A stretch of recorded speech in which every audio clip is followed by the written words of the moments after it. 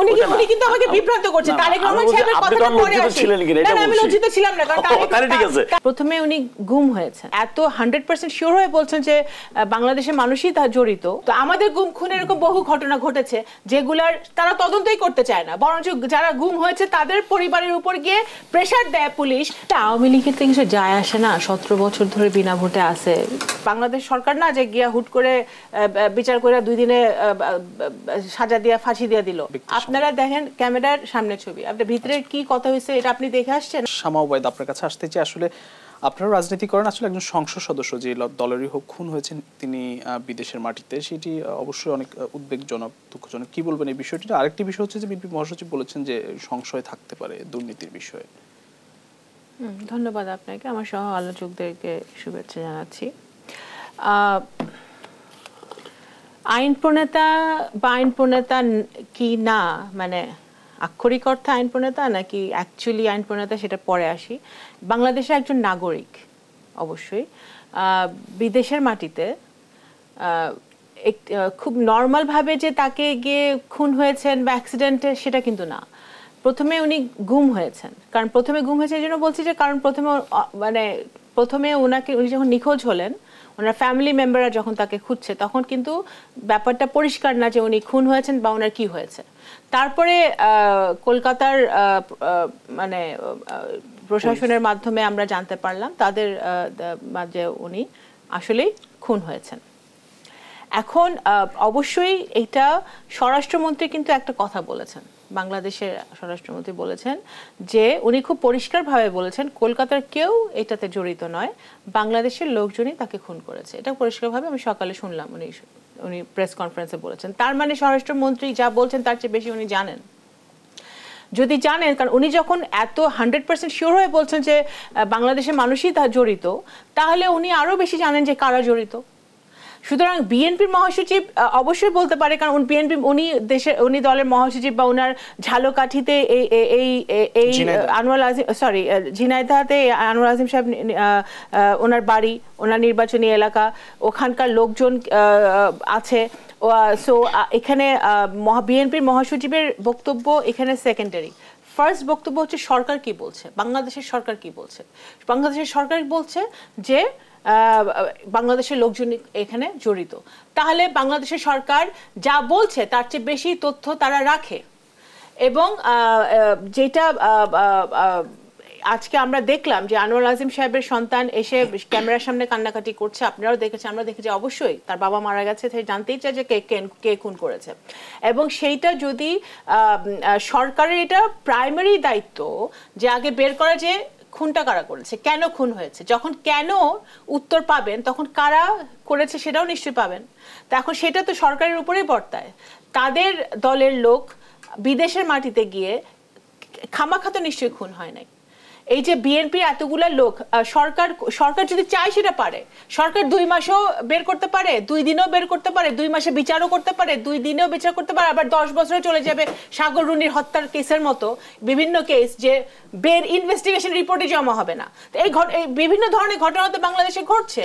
সরকার চাইলেই গুম খুন ইনভেস্টিগেশনটা যদি ওনারা মানে নিউট্রালি করে তাহলে অবশ্যই বের হবে কারা খুন করেছে। এবং কারণ আমরা বিগত দিনে দেখেছি যে সরকারের পক্ষে যেটা যায় বা স্বার্থের, মানে আমি জানি না, বিভিন্ন স্টেক হোল্ডারদের স্বার্থ ইনভলভ থাকে তো এইসব ব্যাপারে। তো সুতরাং সরকারের স্বার্থে যেটা যায়, পক্ষে যেটা যায়, সেই তদন্ত, সেই বিচার মানে তড়িৎ গতিতে বিদ্যুতের বেগে এটা আগায়। আবার যেগুলো তারা চায় না সেগুলো খুবই মন্থর গতিতে বছর পর বছর চলে যায়, ফ্যামিলি মেম্বাররা বসে থাকে কিন্তু সুরা হয় না। তো আমাদের গুম খুনের এরকম বহু ঘটনা ঘটেছে যেগুলার তারা তদন্তই করতে চায় না, বরঞ্চ যারা গুম হয়েছে তাদের পরিবারের উপর গিয়ে প্রেসার দেয় পুলিশ যে তোমরা গিয়ে বলো যে আমাদের পরিবারের সদস্য গুম হয় নাই, এমনি চলে গেছে।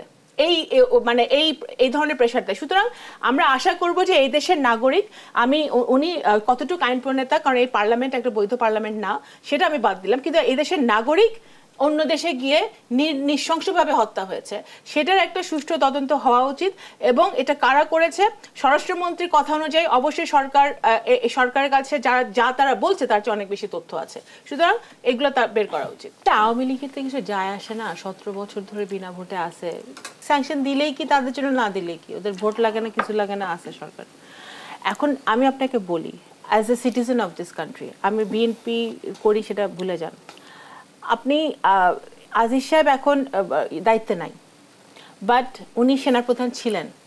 আপনি যখন একজন আজিজ সাহেবকে যদি এখনো এখানে উনি উপস্থিত হন, আপনি ওনাকে পরিচয় করা দেবেন সাবেক সেনাপ্রধান, সেটা আমাদের ওনার উপরে স্যাংশনটা আমাদের সেনাবাহিনীর উপরে একটা প্রভাব ফেলে অ্যাজ ইন জেনারেল, তারপরে বাংলাদেশের উপরে একটা প্রভাব ফেলে, এবং বাংলাদেশের মানুষের উপর একটা প্রভাব ফেলে, সরকারের উপর তো ফেলেই, নো ডাউট অ্যাবাউট ইট। আপনার মনে আছে গত বছর কিন্তু একটা টিম এসেছিল আমেরিকা থেকে, যারা দুদকে গিয়েছিল, they were investigating the corruption, money laundering, এখানে যেটা হচ্ছে, যেগুলা মানে বৃহৎ আকারে যে কারাপশন যেগুলো বাংলাদেশে হচ্ছে, এবং যেই কারণে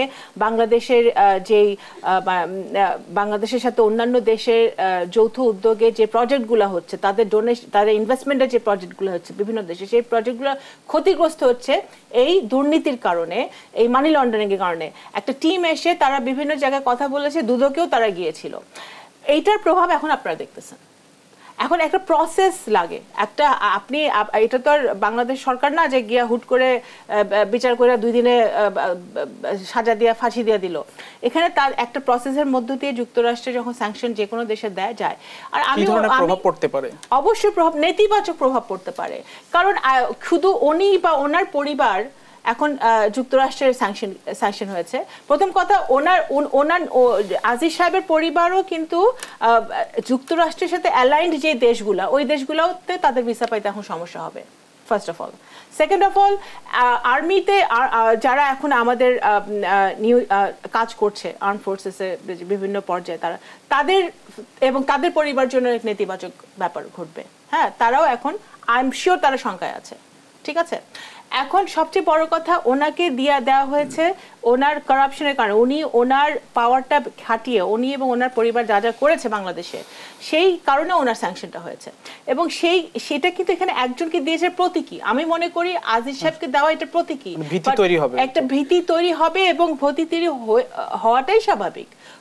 এবং আমি নাগরিক হিসেবে আমি লজ্জিত যে আমার দেশ, আমি তো ভাই রাশিয়ার নাগরিক না, আমি ইসরায়েলের নাগরিক না, আমি অন্য কোনো দেশের নাগরিক, আমি বাংলাদেশের নাগরিক, আমি বাংলাদেশকে নিয়ে চিন্তিত। আমি বাংলাদেশের নাগরিক হিসেবে, বাংলাদেশের বহু লোক এখনো যুক্তরাষ্ট্রে বসবাস করে, পড়াশোনা করে, আই এম শিওর ভাইয়েরও পরিবারের বহু লোক আমেরিকায় থাকে, পড়াশোনা করে বিভিন্ন কাজে। তো সেখানে এটা একটা বাস্তবতার দিক থেকে এটা চিন্তা করতে হবে। এবং এটা প্রথমে র্যাবের স্যাংশন হলো, ডোনাল্ড লু আসলেন, ওবায়দুল কাদের সাহেব বললেন, সেই দিনই বললেন স্যাংশন নিয়ে কে আসলো না। এবার যখন ডোনাল্ড আসেন তখন তো সরকারের সঙ্গে খুব ভালো সৌহার্দ্যপূর্ণ আলোচনা দেখেছি আমি। আরে ভাই, আপনারা দেখেন ক্যামেরার সামনে ছবি, আপনার ভিতরে কি কথা হয়েছে এটা আপনি দেখে আসছেন, আমি দেখে আসছি না, উনি দেখে আসছেন, উনি দেখে, দীপাজাত সাহেবও দেখে নাই। হ্যাঁ, ওনাদের 1-to-1 কি কথা হয়েছে সেটা ওনারাই জানেন, ঠিক আছে। প্রশ্ন করতে পারি সুবিধার জন্য? জি, বলতে পারেন। 2007 সালে যখন মরিয়ার্টি আমেরিকাতে গোপন প্রতিবেদন পাঠিয়েছিল যে তার যে একজন ভয়ঙ্কর ব্যক্তি নানা ধরনের দুর্নীতির সাথে জড়িত, তাকে ভিসা না দেয়, তখন আপনি লজ্জিত হয়েছিলেন কিনা?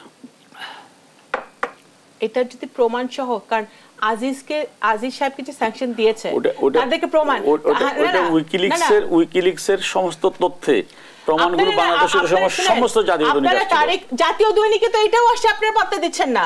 আমার কথা, উনি কিন্তু আমাকে বিভ্রান্ত করছে। তারেক রহমান সাহেবের কথাটা পরে আসে, না আমি লজ্জিত ছিলাম না, কারণ আমি কেন বলি, তারেক রহমানের নামে তো আপনারা মামলা দিয়েছেন, তাকে দোষী সাব্যস্ত করেছেন, কিন্তু 2007 এ মামলা, হ্যাঁ, আপনি যখন মামলা দিয়েছেন, আমরা মিথ্যা মামলা হয়েছে, ওনাকে আপনারা কনভিক্ট করেছেন, কিন্তু আপনারা কোনো কিছু প্রমাণ করতে পারেন নাই।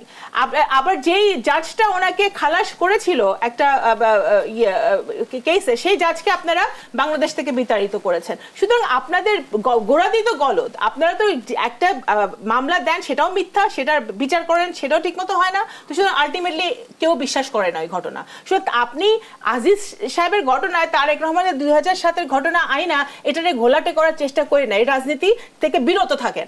আপনারা এই রাজনীতি করতে পছন্দ করেন এবং বিএনপি এটাতে উচ্ছ্বসিত না, এটা আমি পরিষ্কারভাবে বলতে চাই। বিএনপি যেহেতু বাংলাদেশকে আমরা ভালোবাসি, বাংলাদেশের জন্য আমরা, বাংলাদেশের কারণে আমরা লজ্জিত ফিল করছি যে বাংলাদেশ এখানে ছোট হেয় হয়েছে।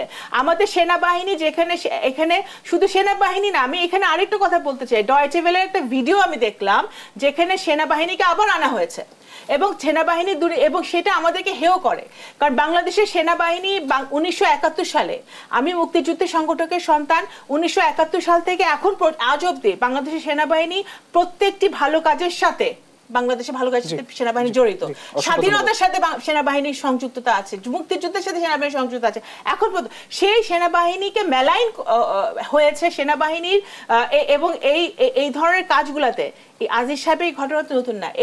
এই স্যাংশনের কারণে কিন্তু প্রাইম মিনিস্টার্স ম্যান ওই ভিডিওর কথা আমাদের আবার স্মরণ করিয়ে দেয়। ওখানে কি কি আনা হয়েছে, কি কি ঘটনা আনা হয়েছে, ওই না না ওই ভিডিওটা কি এই সরকার চ্যালেঞ্জ করেছে? শেখ হাসিনা সরকার কোন ভিডিওটা চ্যালেঞ্জ করেছিল? করে নাই।